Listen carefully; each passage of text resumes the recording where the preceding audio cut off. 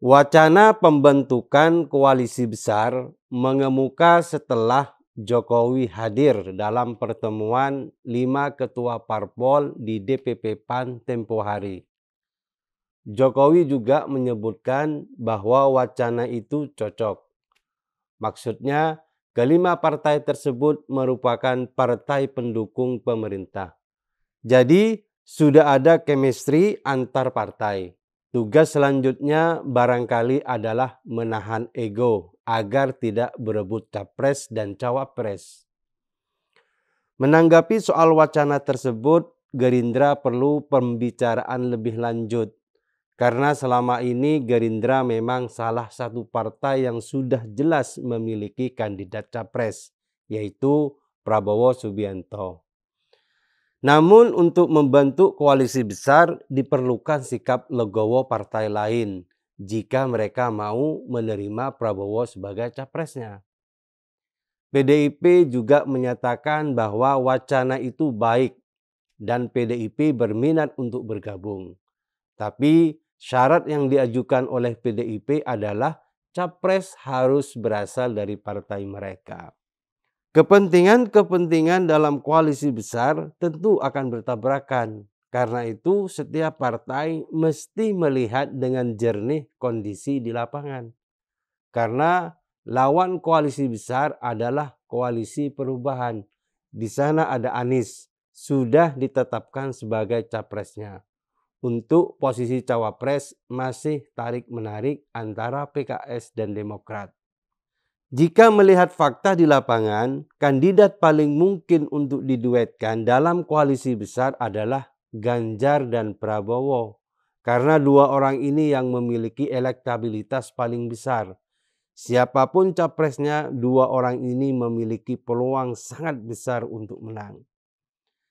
Tapi jika berkaca pada kegagalan Prabowo sebelumnya, ada baiknya capres dari koalisi besar adalah sosok baru. Sebab Prabowo sudah dianggap sebagai kartu mati, apalagi popularitasnya sudah mentok dan elektabilitasnya tidak sanggup naik lagi. Dalam hal ini Ganjar Pranowo memiliki kesempatan yang lebih besar. Dia adalah sosok baru dalam kandidat pencapresan. Ganjar juga pemegang elektabilitas tertinggi. Selain itu, PDIP adalah partai pemenang pemilu. Dengan menggenggam suara terbanyak di perwakilan rakyat, wajar kalau porsi PDIP haruslah lebih besar dari partai lain, termasuk Gerindra. Tapi sekali lagi, untuk mewujudkan wacana tersebut dibutuhkan kerelaan hati masing-masing partai. PKB yang ngotot mengajukan Caimin harus paham situasi. Begitu juga dengan Golkar yang menggadang-gadang Erlangga. Dalam perjodohan politik, satu hal yang wajib dijadikan pegangan adalah elektabilitas. Karena pencapresan bertaruh pada figur calon presiden, bukan partainya.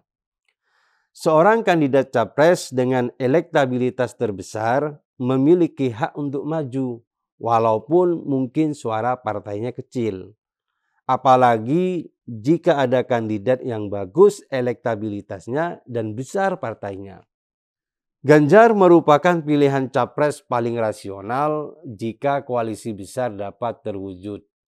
Sedangkan Prabowo menjadi kandidat cawapres paling layak.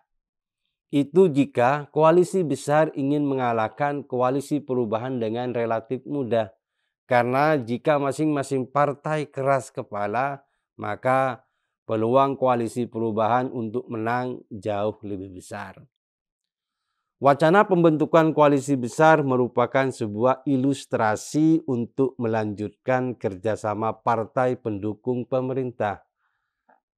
Mereka yang ada di lingkaran kekuasaan memerlukan kelanjutan kerjasama mereka yang terbilang harmonis. Jokowi sebagai mantan presiden nantinya juga akan sangat diuntungkan karena koalisi besar isinya adalah orang-orang yang pernah mengawal pemerintahan. Maka proyek-proyek Jokowi bisa dilanjutkan dalam kelanjutan koalisi besar tersebut. Tapi sekali lagi, semakin besar koalisi, maka semakin besar pula jurang perbedaannya.